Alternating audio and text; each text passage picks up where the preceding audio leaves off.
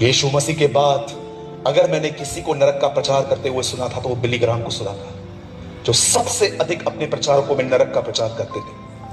आजकल नरक का प्रचार होता ही नहीं है। आज हर एक को स्वर्ग जाना है। अच्छा आदमी मरता है तो नीचे लिखा जाता है स्वर्गीय, चोर मरता है उस पर भी लिखा जाता है स्वर्गीय। स्वर्ग हमारे बाप का है, सबको बेचते हैं उधर। चलो तुम भी चलो, तुम भी चलो, तुम भी चलो, तुम भी चलो, सबको स्वर्ग बेचते हैं हम सबको। एक दिन मैं बॉम्बे में एक प्लेस में मैं था, मैं अपनी गाड़ी पे, तो मैं एक आदमी को देखा, मैंने उसका एक बैनर लगा हुआ था और मैं उस आदमी को बहुत अच्छे से जानता था। वो एक नंबर का मवाली था, लड़कियां छेड़ता था, जुआ खेलता था, सब खेलता था। तो मैंने देखा बाप रे ये कभी मरा, और जब मैंने उसके बारे में पढ़ा तो मैं हैरान हो गया। वहां लिखा था स्वर्गीय। मेरा एक फ्रेंड मेरे साथ में था, मैंने बोला ये क्या लिखा है, पढ़ तो बराबर। तो उससे बोला हेवनली, स्वर्गीय। मैंने कहा यार अगर ये गया है तो यार हमने कौन सा गुनाह किया, हमको तो पहले लेना चाहिए प्रभु को। मैं फिर से कहता हूं, शायद आपको ये पढ़ते हुए देर ना हो जाए, मैं आपको फिर से कहता हूं, शराब पीने वाले, ब्रदर मैं तो ऑकेशनली पीता हूं, चटके भी तेरे को ऑकेशनली लगेंगे। ब्रदर मैं वाइन पीता हूं, मैं शराब पीता हूं, हमारे बॉम्बे में औरतें शराब पीती है। शराब पीने वाले, मूर्ति पूजक, अपनी शादीशुदा पत्नी को छोड़ के किसी और से चैट करने वाले, दूसरी औरतों से मिलने वाले, झूठ के चाहने वाले, पर्दे पर झूठ चलता है पिक्चरों पे और हम लोग चाहकर उसे देखते हैं। बाइबल बताती है ये सब लोग तुम्हें अंत के दिन नरक में मिलेंगे। आमीन। यस, यूहन्ना कहता है आमीन। ऐसों पे तो आमीन आजकल निकलता ही नहीं है। आजकल आमीन निकलता है जब तुम हमारे हिसाब से बात करोगे तब। मैं बोलता हूं यस आमीन। और बाइबल बताती है ये सब लोग तुम्हें नरक में मिलेंगे। मैं फिर से कहना चाहता हूं, अगर आप में से कोई भाई है वो शराब पीता है 6 महीने में, 8 महीने में या 12 महीने में एक बार, मैं आपको आज भी कहना चाहता हूं ऐसे लोगों का अंत नरक है। कुछ लोग कहते हैं हम पी के थोड़ी गिर रहे हैं। उस दिन बोलना, उस दिन खुदा तुम्हें कहेगा ठीक है मैं भी तेरे को कभी कभी डालूंगा उधर। मुझे समझ में नहीं आ रहा है आपको हंस क्यों रहे हैं। सच में मुझे समझ में नहीं आ रहा है आपको हंसी किस बात पे आ रही है।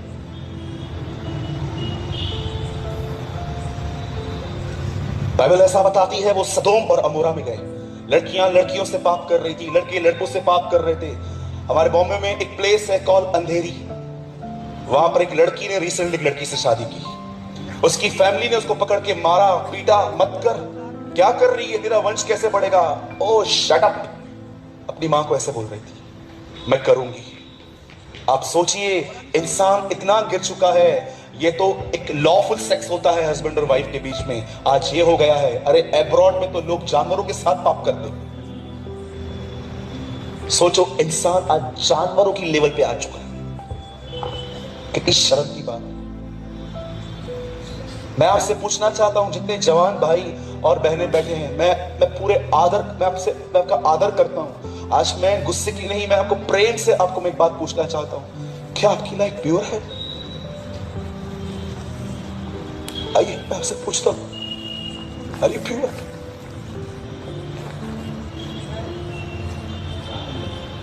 यीशु ने कहा तुम सुन चुके थे व्यभिचार मत करना। किसी स्त्री को शादी से पहले और शादी हो जाने के बाद अपनी बीवी को छोड़ किसी को टच मत करना। पर मैं तुमसे ये कहता हूं, यीशु कहता है, तुमने ये बात सुनी थी, पर मैं तुमसे कहता हूं किसी स्त्री को देखकर अपने मन में गंदा मत सोचना। और उसके बाद यीशु कहता है हस्त में तुम के पाप मत करना। यदि तेरा हाथ तुझे ठोकर खिलाता है इसको काट और फेंक दे। Don't do मैस्टरब्यूशन। आज परमेश्वर के मंदिर को आज बहुतों ने, अरे भारत में कम से कम 4000 प्रॉफिट्स होने चाहिए थे, हार्डली आजकल कोई दिखता है। जवानों ने शादी से पहले ही व्यभिचार करके अपनी बुलाहट खत्म कर दी है।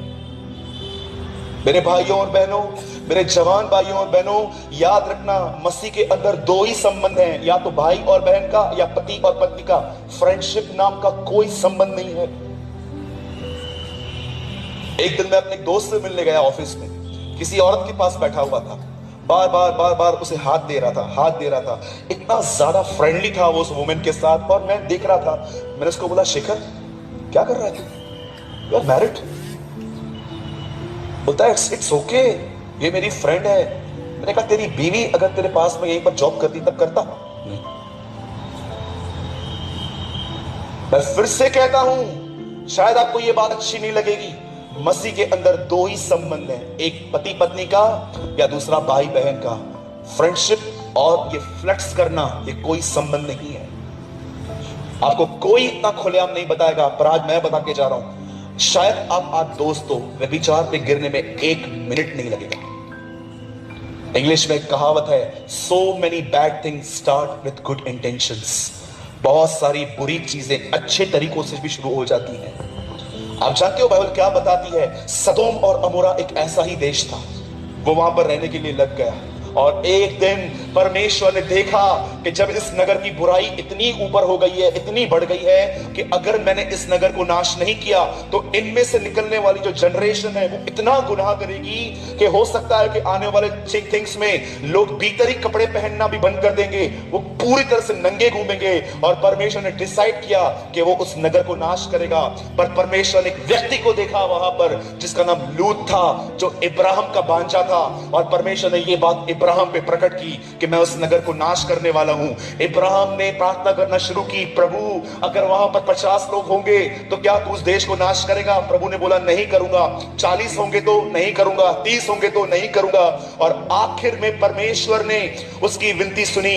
आप में से कितने लोग ये बात जानते हैं, सदोम और अमोरा को नाश करने से पहले प्रभु ने इब्राहिम पे प्रकट किया था, और संसार को नाश करने से पहले यह चीज परमेश्वर ने कलीसिया पे प्रकट की है। एक दिन आएगा जब मेरा बेटा वापस आएगा, तब मरे हुए और जीवितों का वो न्याय करेगा, और ये बात उसने हम पे प्रकट की है ताकि हम इनके समान काम न करें। आप जानते हो बाइबल क्या बताती है? उसके बाद एक समय आया, 3 स्वर्गदूत नीचे उतरे। मैं ये विश्वास करता हूं, एक जिब्राइल और एक मिकाईल और तीसरा प्रभु यीशु मसीह है। और ये तीनों इब्राहिम से बात करते करते एक लेफ्ट हो गया, वापस अपने सिंहासन पर चला गया, और 2 लोग सदोम और अमोरा में एंटर हो गए। लूत वहां पर बैठा हुआ था, और वो लूत को कहते हैं, लूत निकल यहां से, बिल्कुल देर मत करना, यहां से बाहर निकल। लूत पूछता है क्यों? बोलते हैं कुछ मत पूछ, यहां से निकल, यहोवा का क्रोध है इस नगर पे। आप में से कितने लोग इस बात को जानते हैं? यीशु मसीह ने एक व्यक्ति को अंधापन दूर करके उसे कहा इस गांव में प्रवेश मत करना, क्योंकि वो जानता था उस गांव में ऐसे लोग थे जो बगैर पश्चाताप के जिंदगी जी रहे थे। मैं आपको बताना चाहता हूं, यीशु मसीह जानता था कि अगर इस व्यक्ति को वापस गांव में जाना पड़ा, ये आदमी वापस पाप करेगा, वापस अंधा हो जाएगा। यीशु उसको इनडायरेक्ट शब्द में ये कह रहा था, यहां पर मत जा, क्योंकि यहां पर ऐसे लोग रहते हैं जहां पर पश्चाताप नहीं होता। मैं यीशु के नाम से कहता हूं, अगर आपकी कलीसिया पश्चाताप प्रचार नहीं करती तो उस कलीसिया में जाना गुनाह है। अगर आपकी कलीसिया आपको पश्चाताप करने के पीछे नहीं सिखाती, अगर आपकी कलीसिया आपको यीशु के पीछे चलना नहीं सिखाती, तो आप एक ऐसी कलीसिया में है जो एक गलत कलीसिया है। यीशु जानता था उस नगर के लोगों ने पश्चाताप नहीं किया है। उसने कहा, हाय बैतसैदा, हाय खुराजीन, जो काम तुम में किए गए यदि कहीं और किए गए होते तो वहां के लोग मन फिरा ले। और वहां से यीशु ने एक आदमी को निकाला, उसका अंधापन ठीक किया, और उसको कहता है यहां मत जाना, क्योंकि ये वो लोग हैं देखा है पर उन्होंने पश्चाताप नहीं किया है, तू यहां पर की तरह हो जाएगा। मैं आज आपसे पूछना चाहता हूं, are you in right church? मैं every Sunday Jesus is life में खड़े होकर लोगों को यीशु के पीछे चलने का टारगेट देता हूं। मैं उन्हें चैलेंज करता हूं, यीशु की तरह बनो। आज बहुत सारे जो लोग हैं वो इस बारे में जानते ही नहीं है। यू नो, इस पवित्र शास्त्र की आखिरी आज्ञा क्या है? मेरे लोगों, बेबीलोन से बाहर निकलो, निकलो उन मरी हुई कलीसियाओं से बाहर, और उन लोगों के साथ संगति करो जो खुदा के साथ चलते हैं, जो खुदा के पीछे चलते हैं। निकलो मरी हुई डिनोमिनेशन से बाहर। डेड और ड्राई रिलीजन कहती है बाइबल उन्हें। Yes, dead and dry religion, एक मरा और सड़ा हुआ धर्म। उस कलीसिया में जाओ जहां पर उसके पुत्र के जीवन का प्रचार होता है, जहां पर आपको यीशु की तरह बनने के लिए टीचिंग दी जाती है। क्या होगा सबसे अगर मैं ऐसा बोलूंगा तो? कुछ लोग बकबक करेंगे, इसको क्यों बुलाते हो? Who cares? कौन फिक्र करता है वापस आने की? मैं आपको खुश करने के लिए नहीं आया हूं, मैं सच्चाई बोलने आया हूं। ग्रहण करो आपकी मर्जी, नहीं करो आपकी मर्जी। जो सत्य है वो सत्य है। आपको क्या लगता है यीशु मसीह को इसलिए क्रूस पे चढ़ाया गया क्योंकि उसने 5000 लोगों को खाना खिलाया था, दुष्ट आत्मा निकाली थी, बीमारों को चंगा किया था? जानते हो वो लोग क्या बोलते हैं उसको पकड़ के? ये इंसान सबत के दिन को, हमारी रीतियों को नहीं मानता, इसीलिए उसे मारा गया। आज कहां भी जाओ सब लोग कहते हैं जो प्रचार करना है कर लो, don't touch our traditions. Oh I will touch, but I will touch. कहां लिखा है? मुझे एक जगह बताओ बाइबल में कहां लिखा है मरियम की पूजा करनी है? Show me in one place. कहां लिखा है about hosiery? Tell me, show me, मैं भी फॉलो करूंगा। मैं डिनाई नहीं करता कि मैरी एक गॉडली वुमेन नहीं थी। यस, मैं मानता हूं कि वो भी एक गॉडली वुमेन थी। वही गॉडली वुमेन लूका की किताब में कहती है, मेरा प्राण मेरे उद्धारकर्ता की बड़ाई करता है। एक पापी ही उसे उद्धारकर्ता कहता है, पापों से छुड़ाने वाला। मरियम खुद बताती है मैं गुनहगार हूं, लेकिन रोमन कैथोलिक भाई बहन उसकी आराधना करते हैं, उसकी मूर्तियां रखते हैं। कहां लिखा है? कहां लिखा है? मार्टिन लूथर ने उनसे पूछा था 500 साल पहले, कहां लिखा है ये सब? इंडल्जेंस के नाम पे जब वो दंगा करते थे कलीसियाओं में खड़े होकर, वो उनसे पूछता है कहां लिखा है ये सब? वो कहते हैं मरियम ने एक विनती की थी, याईर, मरियम ने एक विनती की थी उससे और यीशु ने उसकी सुनी। मार्टिन लूथर ने कहा फिर एक काम करो, यीशु ने याईर की विनती सुनाई, उसको भी मानो। फिर मजाक बना के रख दिया। कभी कभी लोग हमसे हम लोग को लिए क्या बोलते हैं पता है? बाहर बोलते हैं ये लोग इतने भटे हुए हैं, समझ में ही नहीं आता है कि यीशु पर विश्वास करके जाए कहां पर। रोमन कैथोलिक में जाएं, प्रोटेस्टेंट्स में जाएं, यहां जाएं, वहां जाएं, माता मरियम में जाएं, यहां जाएं, पिता जाएं, कहां जाएं? वो हैरान हो गए हैं हम लोग को देखकर कि एक ही खुदा है, 1 लाख डिनोमिनेशन है। आपको नहीं लगता है कि कंफ्यूजन निकलने चाहिए और एक ही कलीसिया बनने चाहिए जिसमें उसको आदर मिल सके, जिसमें उसको महिमा मिल सके? बस अभी क्रिसमस आएगी, कैरल निकालेंगे, लड़के लड़कियां मस्त वहां पर लाइन मारेंगे, एक दूसरे को डांस करेंगे, घर पे चले जाएंगे। और यीशु का जन्म आजकल लोगों के लिए एंटरटेनमेंट बन चुकी है। Entertainment, just entertainment. My brothers and sisters, be serious, be a true Christian. अगर ये मीटिंग तुम्हें आज नहीं उठा पाई ना, मुझे नहीं पता है फिर तुमको कौन उठाएगा। बाइबल क्या बताती है? वो दोनों स्वर्गदूत वहां पर गए और लूत को बोलते यहां से निकल। जैसे लूत निकल रहा था, बाइबल ऐसा बताती है उसे आज्ञा मिली, पीछे मत देखा, और उसकी पत्नी ने पीछे देखा और बाइबल कहती है वो नमक का खंबा बन गई। क्यों लिखा गया है? याद करो, याद करो उसको। क्या अर्थ है नमक का खंबा बनने का? अब मैं आपको बताता हूं और 5 मिनट में मीटिंग पूरी कर दूंगा। जानना चाहते? जब प्रभु ने उससे कहा आगे बढ़ और वो पीछे मुड़ी, वो नमक का खंबा हो गई। अब जानते हो क्यों बाइबल ऐसा बताती है? इस चीज को याद रखो। जब बाइबल कहती है आगे बढ़ो, इसका मतलब है अपने पुराने स्वभाव को छोड़कर दिन प्रतिदिन अपने सृष्टिकर्ता के स्वभाव में आओ। लेकिन जो लेडी ने पीछे देखा, वो नरक का खंबा, वो नमक का खंबा बन गई। आपको पता है उसकी ग्रोथ रुक गई, वो खत्म हो गई। आज मैं आपसे पूछना चाहता हूं, क्या आप इस बात को जानते हैं? जब बाइबल ऐसा बताती है पीछे मत देख, इसका मतलब जो कुछ खुदा ने तुझे छुड़ा दिया है उस चीज को वापस मत उठा। आज मैं एक सवाल यहां पर बैठे हुए हर व्यक्ति से पूछना चाहता हूं, आइए मुझे उत्तर दीजिए। प्रभु में आने के बाद दिन प्रतिदिन आप नम्र बन रहे हैं कि आप डे बाय डे घमंडी बनते जा रहे हैं? अपने आप से पूछिए, कहीं ऐसा तो नहीं है कि आप बपतिस्मा ले चुके हैं पर अभी तक आपके अंदर आपका पुराना स्वभाव जारी है? जॉन वेस्ली ने अपनी किताब में लिखा, जो तुम अंधेरे में हो तुम वो रियल हो, जो तुम उजाले में हो वो रियल नहीं है, वो एक्टिंग है। मैं आपसे पूछना चाहता हूं, क्या आप दिन प्रतिदिन अपने सृष्टिकर्ता के स्वभाव में बढ़ रहे हैं? कितने लोग हैं यहां पर? अरे मैं आपको सच कहता हूं, मैं झूठ बोलता था ना, मैं आपको सच कहता हूं, मुझे बॉम्बे में लोखंडवाला में अपना एक बंगला, अपना एक घर होता था, मेरे पास कार होती थी, मेरे घर पे बहुत सारी लग्जरियस चीजें रहती थी, पर मैं आपको सच बोलता हूं, मैंने कभी इन चीजों के साथ कॉम्प्रोमाइज नहीं किया। इसीलिए बहुत सारी सांसारिक वस्तुएं मेरे पास नहीं है, पर मैं आपको बताना चाहता हूं, भले ही मेरे पास सोना चांदी नहीं है, मेरे पास यीशु मसीह है। हर चीज, आज बहुतों के पास सोना चांदी है, जीसस नहीं है। सब कुछ है, मैंने अपने बच्चे के लिए LIC भरी है, मैंने अपने बच्चे के लिए ये किया है, बहुत अच्छी बात है, प्रेज द लॉर्ड। बाइबल भी कहती है फ्यूचर प्लान करो, पर मैं आपसे एक सवाल पूछना चाहता हूं, कहीं ऐसा तो नहीं है कि आपका जो भरोसा है वो पैसों पर है? मैं आपको सच कहता हूं, हो सकता है कि आपके घर में जब कोई बीमार पड़ता हो तो डायरेक्ट आप किसी बड़े हॉस्पिटल में उसको एडमिट करने की कोशिश करते हो, पर मैं आपको बताना चाहता हूं, जब मेरे घर पे कोई बीमार पड़ता है ना, मैं हॉस्पिटल के लिए नहीं सोचता हूं, क्योंकि मैं आपकी तरह इतना अमीर नहीं हूं। मैं सबसे पहले उसे पुकारता हूं, क्योंकि मैं जानता हूं वो चंगा करेगा, और ये मेरी गवाही है, मैं बहुत बार विदाउट डॉक्टर मैं ठीक हो चुका हूं।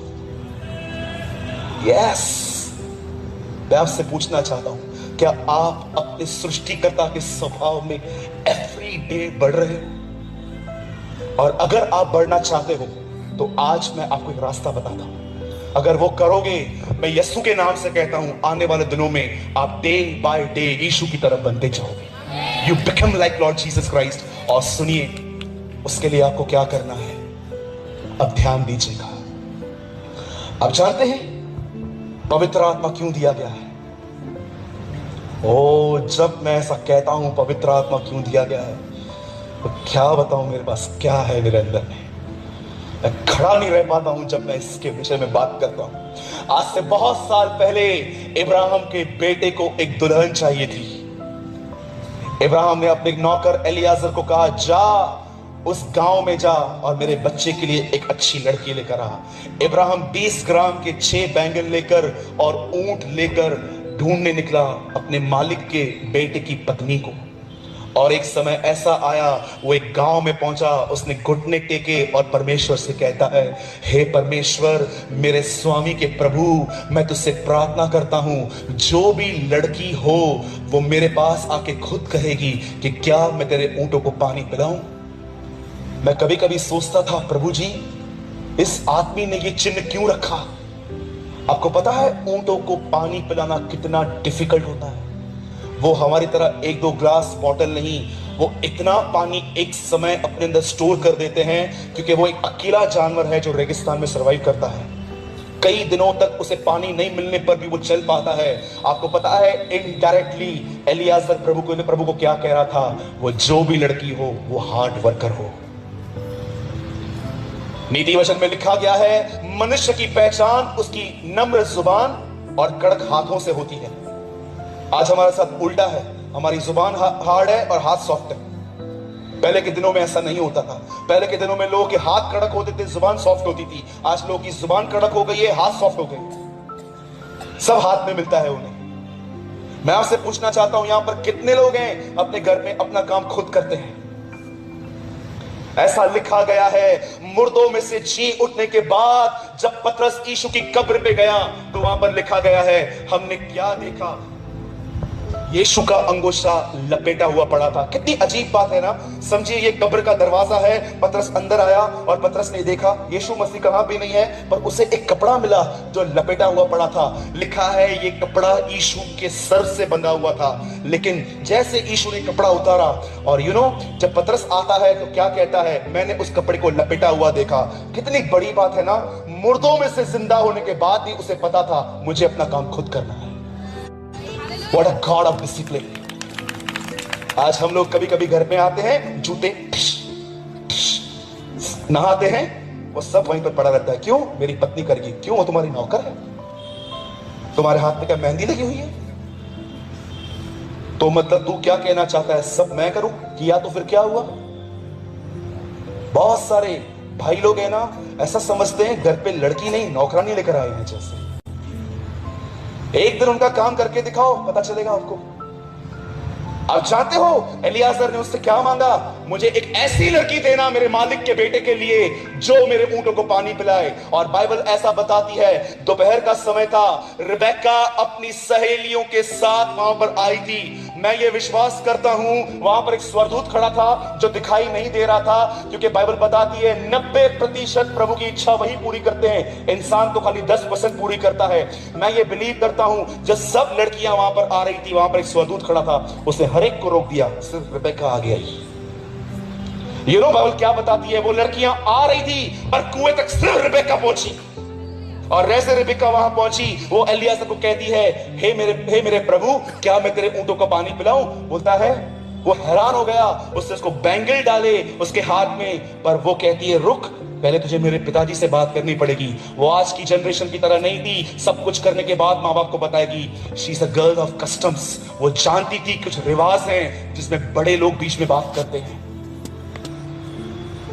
और वहां से लड़की लेकर एलियाजर उस ऊंट पे, जिस ऊंट को उसने पानी पिलाया था, उन ऊंटों पे वो उसको लेके जा रहा था अपने स्वामी के घर में। आप में से कितने लोग इस बात को जानते हैं, जैसे इब्राहिम को अपने बेटे के लिए एक दुल्हन चाहिए थी, इसलिए उसने एलियाजर को भेजा, वैसे ही परमेश्वर को अपने बेटे के लिए दुल्हन चाहिए, इसलिए उसने पवित्र आत्मा कलीसिया पे भेजा है।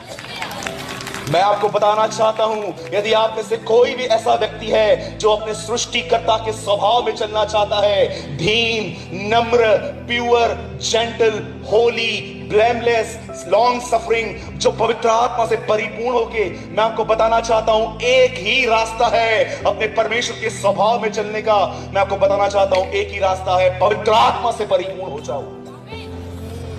वो पवित्र आत्मा ही है जो आपके जीवन को बदल सकता है।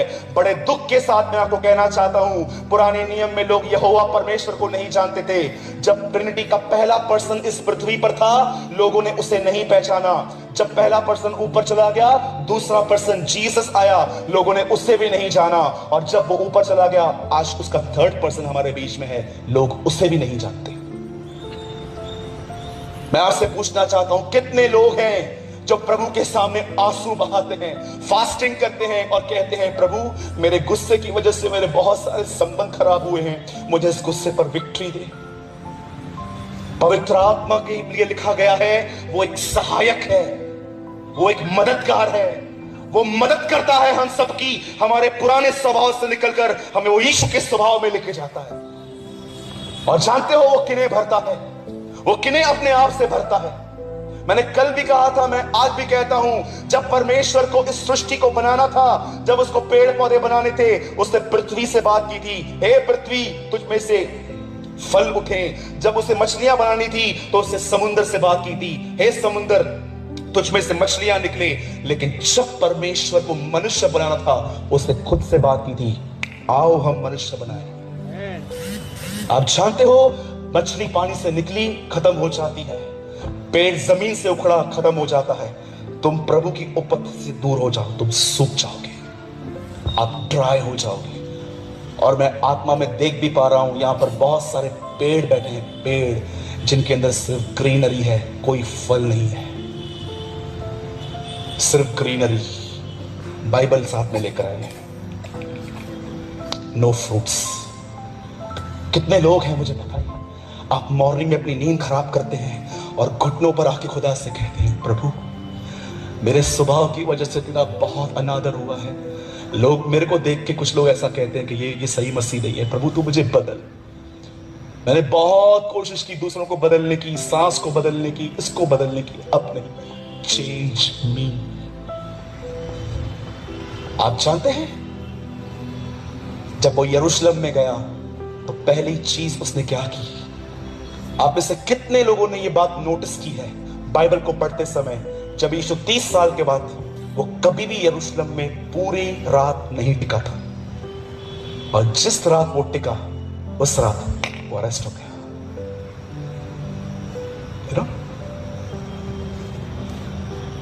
एक रात, एक दिन था, वो यरूशलेम में गया, और जानते उसने क्या किया?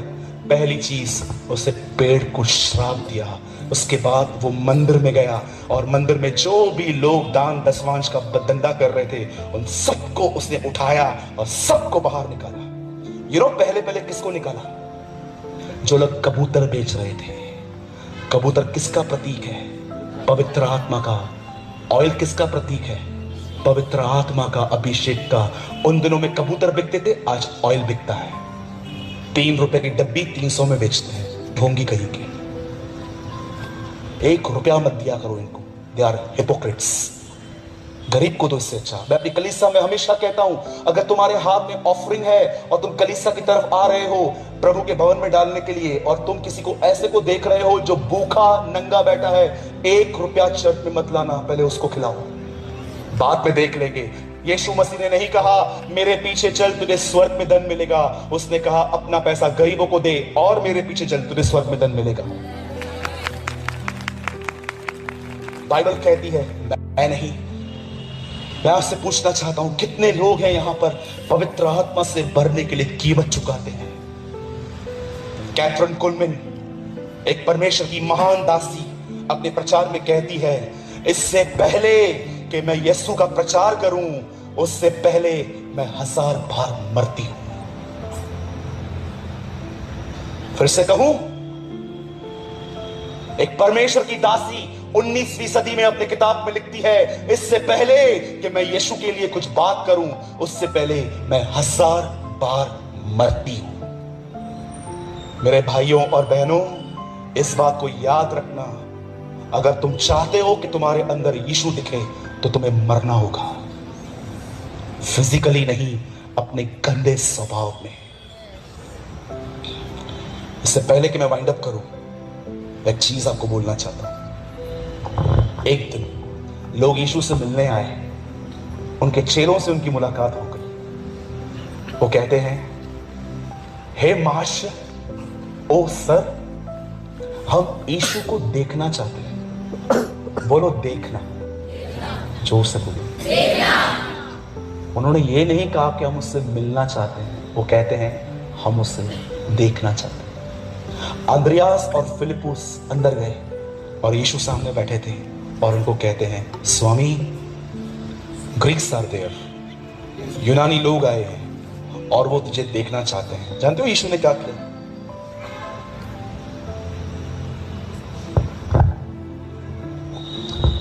ऐसा लिखा है, उसने अपने हाथ में एक बीज लिया और कहा, जब तक ये बीज मेरे हाथ में है ये कभी फल नहीं ला सकता, लेकिन अगर ये जमीन पे पड़े और मर जाए तो ये फल लाएगा। सवाल पूछा गया है, वो तुझे देखना चाहते हैं। उत्तर आ रहा है, अगर ये मरेगा नहीं तो उस पर फल नहीं आएंगे। सवाल क्या है, जवाब क्या है? सालों तक स्टडी करने के बाद मुझे पता चला इस सवाल का यही जवाब। यीशु को वो लोग कहते हैं वो तुझे देखना चाहते हैं। यीशु कहता है वो देखना चाहते हैं ना, ये करो, वो तुम्हारे अंदर मुझे देख लेंगे। अगर तुम जमीन पे पड़ के मरना नहीं सीखोगे, लोगों को कभी मैं नहीं दिखाई दूंगा। लेकिन यदि कोई जमीन पे गिर के मर जाए, वो मुझे तुम्हारे अंदर देख लेगा। कितने लोग चाहते हैं कि यीशु आप में दिखे? मरना सीखो। जानते हो शुरुआत कैसे करनी है? आज के बाद घर में कोई भी बुरा भला कहे, चुपचाप सुन लो। जब आपको कोई सताए, जब आपके हाथ में अच्छी सैलरी आती है तो आप बोलते हो ना, खुदा आपका शुक्र है कि आपने मुझे सैलरी दी, थैंक यू। जब कोई आपको सताए तब परमेश्वर से ये कहो, मैं आपका शुक्र करता हूं क्योंकि आप इस बंदे के द्वारा मुझे तोड़ रहे हैं।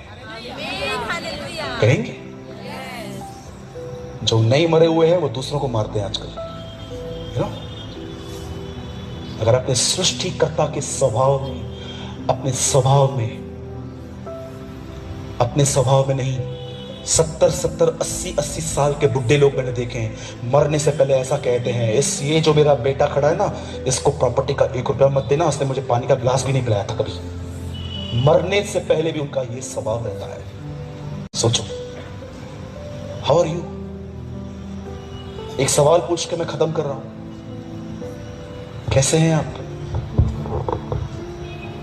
How are you? कहीं ऐसा तो नहीं है बपतिस्मा भी ले लिया है, स्वभाव पुराना ही है, टीवी भी देखते हो, पिक्चर पे भी जाते हो, जुआ भी खेलते हो, गुटखा भी खाते हो, सिगरेट भी पीते हो, चुगलियां भी मारते हो, निंदा भी करते हो, झूठ भी बोलते हो, पास्टर की बुराई भी करते हो? सोचो, stop all this, be serious. बोलो अपने बाजू वाले को, दूसरों का नहीं अपना जीवन देखो। बोलो बोलो बाजू वाले को, सुनेगा नहीं फिर भी बोलो, हमें दूसरों का जीवन नहीं खुद का देखो।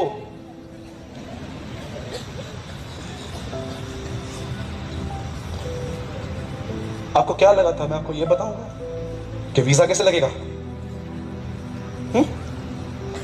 यही सुनना चाहते हैं ना आजकल लोग। पंजाब भरी पड़ी है ऐसे लोगों से। मैं होशियारपुर में था, एक आदमी ने 2000 का नोट मेरे पॉकेट में डाल के मुझे कहा, पास्टर जी भविष्यवाणी तो कर दो। मैंने कहा क्या भविष्यवाणी करूं? कनाडा जाना है, वीजा लगेगा कि नहीं लगेगा? मैंने उसको बोला तू औरंगाबाद के भी आगे नहीं जाएगा कभी। ऐसे विचार रखते, प्रोफेसी ऐसे होती है। और आजकल लोगों को जानते हैं प्रोफेसी कैसे चाहिए? बोलो मेरे हिसाब से। मैं आपको एक एक्टिंग करके दिखाता हूं। अमित कम, ये सत्य घटना है, मेरी कलीसिया में हुई है। ये एक लड़की आई थी हमारे कलीसिया में, आके मुझे बोलती है सूरज भाई। मैंने बोला हाँ बेटा बोल। मेरे लिए प्रार्थना करो। मैंने बोला क्या प्रार्थना करूं? मेरे लिए प्रार्थना करो, मेरा एक बॉयफ्रेंड है, वो प्रभु में नहीं है, वो प्रभु में आ जाए तो मैं उससे शादी कर लूं। मैंने कहा ठीक है, फिलहाल तो वो तुझे अपने पास लेके गया है, इधर आ। और मैंने इसके लिए प्रार्थना ऐसे की, स्वर्गीय पिता मैं दुआ करता हूं यीशु मसीह के नाम से, मैं प्रार्थना करता हूं, मैं तुझे ये नहीं कहता प्रभु कि उसको ये बच्चा लड़का मिले, मैं प्रार्थना करता हूं तेरी मर्जी पूरी हो। और जब मैंने ऐसे कहा तेरी मर्जी पूरी हो, आंखें खुल गई। बोलती है नहीं नहीं प्रार्थना करो कि वो मिले। मैंने कहा ये प्रार्थना मैं नहीं करता। गालियां दे रही थी अंदर ही अंदर। उसके बाद वो दिनेश के पास गई। दिनेश को बोलती है आप प्रार्थना करोगे मेरे लिए? और दिनेश को एक्चुअली इतनी डिसर्निंग नहीं थी उन दोनों में कि ये लड़की कौन है। वो आके बोलती है इसको, दिनेश भाई आप मेरे लिए प्रार्थना करोगे? दिनेश ने बोला हाँ बताओ बहन, बताओ बताओ मैं प्रार्थना करूंगा। और उसको बोलती है मेरा एक बॉयफ्रेंड है, वो प्रभु में नहीं है, आप प्रार्थना करो वो प्रभु में आए तो मैं शादी करूं। दिनेश हाँ हाँ क्यों नहीं। और दिनेश बोलता है प्रभु मैं दुआ करता हूं मेरी प्यारी बहन के लिए, तू इसे मनचाहा वर दे दे, मैं दुआ करता हूं। और अंदर ऐसे करती है। और उसके बाद दिनेश को जानते क्या बोलती है? आप ही मेरे pastor, you are my pastor. Bible बताती है अंत के दिनों में लोग अपना प्रचारक खुद ढूंढेंगे। आज मैं आपसे पूछना चाहता हूं किसको अपना प्रचारक मानते हो? वो जो आपके हिसाब से बात करता है कि वो जो आपके हिसाब से बिल्कुल बात नहीं करता? यीशु मसीह ने एक दिन क्या किया, मुझे बहुत मजा आता है इसको पढ़ते हुए। यहूदियों से मिलके वो उनको कहता है तुम मुझे क्यों नहीं एक्सेप्ट करते? वो कहते हैं तू गलत है, हमारा पिता इब्राहिम है। यीशु कहता है यदि तुम्हारा पिता इब्राहिम होता तो तुम मुझे जान लेते क्योंकि इब्राहिम ने मुझ पर विश्वास किया था। उसके बाद कहते हैं नहीं नहीं नहीं नहीं, फिर अपना बाप बदल देते हैं और फिर कहते हैं नहीं नहीं नहीं नहीं परमेश्वर हमारा पिता है। यीशु कहता है यदि परमेश्वर तुम्हारा पिता है तो तुम मुझे जान लेते क्योंकि मैं परमेश्वर से निकल कर तुम्हारे पास आया हूं। उसके बाद यीशु उनको कहता है मैं तुम्हें बताता हूं तुम्हारा बाप कौन है। उसके बाद यीशु कहता है तुम्हारा बाप शैतान है क्योंकि तुम उसकी बातों को सुनते हो। किधर है ऐसे लोग जो इस तरह सच्चाई बोले? एक व्यक्ति हो सकता है उसने विश्वास किया है, बपतिस्मा लिया है, पर वो अब तक अपने बाप शैतान के स्वभाव में चलता है।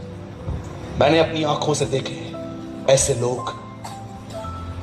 वैश्या प्रभु में आने के बाद वैश्यावृत्ति बंद कर देती है, पर कई सारे विश्वासी प्रभु में आने के बाद पहले की जिंदगी नहीं छोड़ते। कभी आपने इस विषय में पढ़ा? आई एम सो सॉरी, मैं बहनों की प्रेजेंस में ये वर्ड्स यूज कर रहा हूं। क्या कभी आपने बाइबल को पढ़ा और उसमें आपने देखा उन 10 औरतों को कुंवारी कहा गया था, वर्जिन्स? पर कितने लोगों ने आराम से प्रकाशित वाक्य पढ़ा है? आप में से कितने लोगों ने पढ़ा है इन्हीं कुंवारियों को प्रकाशित वाक्य में वैश्या कहा गया, हार्लट्स? कुंवारी वैश्या कैसे बन गई? कितनी बड़ी बात है। यीशु मसीह जिस कलीसियाओं को बचाने के लिए आया, अंत में वही प्रभु यीशु मसीह उन कलीसियाओं को वैश्या कहता है, बोलता है इनके काम प्रोस्टिट्यूट के हैं। मैं आपको जाने से पहले एक आखिरी बात बताना चाहता हूं। ये मेरे हाथ में जो पवित्र शास्त्र है, मेरे बाइबल में 1732 पेज हैं, 1100 से अधिक अध्याय हैं। मैं इस बाइबल को 45 से अधिक बार पढ़ चुका हूं। मैं आपको यीशु के नाम में एक आखिरी बात कहता हूं, मैं जब भी इस बाइबल को पढ़ता हूं, मुझे इस बाइबल में हर पेज एक ही बात कहता है, अच्छा जिंदगी जी, पवित्र बन, क्योंकि वो पवित्र है। लेकिन मैं आपको बताना चाहता हूं, इस बाइबल का अंतिम पेज, प्रकाशित वाक्य 22वां अध्याय नहीं कहता है कि तुम पवित्र बनो। वहां पर लिखा है अब जो पाप करता है वो पाप करता रहे, जो पॉर्न वीडियोस देखता है वो और देखे, जो बुराइयां करता है वो और करे। कभी आपने सोचा है कि पवित्र शास्त्र की अंत इस तरह क्यों होती है? ऐसा क्यों लिखा है, जो मलिन है वो मलिन बना रहे, जो अपवित्र है वो अपवित्र बना रहे? और क्यों बाइबल का अंत इस प्रकार होता है? परमेश्वर समझाना चाहता है, मैंने इंसान को बनाया, इंसान ने गुनाह किया, उसको समझाने के लिए नबी भेजे, उनकी नहीं सुनी। उसके बाद याजक भेजे, उनकी नहीं सुनी। उसके बाद मैंने लोग भेजे, उनकी नहीं सुनी। अंत में मैंने अपना बेटा भेजा, उसकी भी नहीं सुनते हैं। वो उनके लिए मारा गया, गाड़ा गया, जी उठा, वो उसकी भी नहीं सुनते हैं। ये सब बातें जानने के बाद जब आप बाइबल के अंत में आओगे और उसके बाद प्रभु आपसे पूछता है, क्या तू अब भी अपना जीवन वैसे ही जीना चाहता है? Yes Lord. मैं इस वचन को जब पढ़ रहा था, मैं जब पढ़ता था, मैं हैरान हो गया, ये क्या लिखा है, जो अपवित्र है वो अपवित्र बना रहे। मैं सोच रहा था, यूहन्ना आपने इस किताब को सुना, आपने प्रभु से ठीक से सुना? यस सर, मैंने ठीक से सुना। क्या आप बिलीव कर सकते हैं? बाइबल का अंतिम पेज कहता है, जिसको पाप करना है करो, जिसको पॉर्न वीडियो देखना है देखो, जितनों को मैरिज होने के बाद भी अफेयर रखना है रखो। बाइबल का अंतिम पेज कहता है। लेकिन याद रखना, ये अंत नहीं है। उसके बाद लिखा गया है, हर एक के कामों के अनुसार प्रतिफल देने के लिए उसके पास फल है। You know, indirectly Prabhu last page पे क्या कहता है? सब जानने के बाद भी अपनी जिंदगी खुद जीना चाहते हो, गो टू हेल, जो करना करो।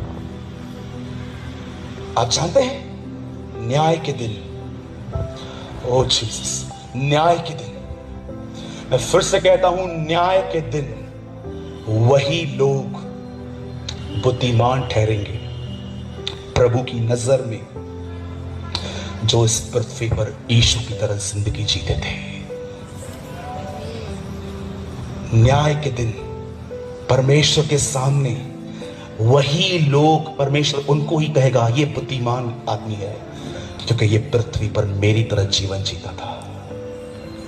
आपके पैसे, आपका गोल्ड, आपकी चर्च की बड़ी बड़ी पोजीशंस, कोई आपको बचाने नहीं आएगा। वहां डिक्टेटरशिप आपको नहीं बचाएगी, वहां चेयरमैनशिप आपको नहीं बचाएगी, वहां सेक्रेटरी, वहां पर खजांचीपन आपको नहीं बचाएगा। आप जानते हो, एक चीज है, आप वो ऊपर लेके जाओगे। जानना चाहते हो? हमने कहावत सुनी है ना, ना कुछ ले जाओगे ना कुछ ले आए हो, पर बाइबल इस कहावत को इतना सपोर्ट नहीं करती। बाइबल कहती है, एक चीज तुम ले जाओगे। जानना चाहते हैं? उनके काम उनके साथ हो लेंगे। रेवलेशन लिखा है, जो उन्होंने किया है उनके साथ जाएगा। My brothers and sisters, repent. अगर आप रायपुर के लोग इस मीटिंग में आए हैं और ये जानना चाहते हैं कि खुदा आपसे क्या बोलना चाहता है, उर्दू में कहते हैं तौबा करो, इंग्लिश में कहते हैं रिपेंट, और शुद्ध हिंदी में कहते हैं पश्चाताप करो। अपने गुनाहों से फिरो। तुम मसीह घर में जन्मे हो, इसका मतलब ये नहीं है कि तुम बच गए हो। अपने गुनाहों से फिरो। परमेश्वर से कहो, प्रभु मुझे पवित्र आत्मा से भर, ताकि मैं अपने पुराने स्वभाव से निकलकर तेरी तरह बन पाऊं। और मैं आपको कहना चाहता हूं, न्याय के दिन आप मुझे धन्यवाद देंगे, क्योंकि मैंने आपको यह संदेश सुनाया था।